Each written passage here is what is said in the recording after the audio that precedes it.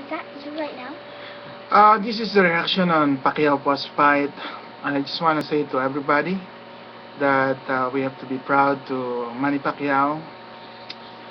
He's a real warrior, and for those Filipino who was uh, was sad that he lost the fight, don't be sad because I think Manny Pacquiao has won more than he ever fight before. The reason why is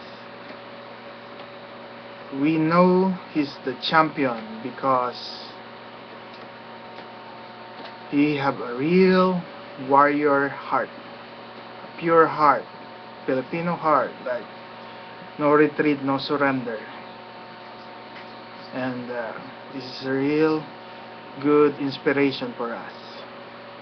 So I just wanna tell Manny Pacquiao, thank you. Like what you always say is, ang laban na to ay para sa inyo. So that fight is always dedicated to us, Filipino. And we should be thankful to Manny Pacquiao because every time he fought, he was thinking of us. For us to be happy, for us to be satisfied by his performances. And even though he got knocked out,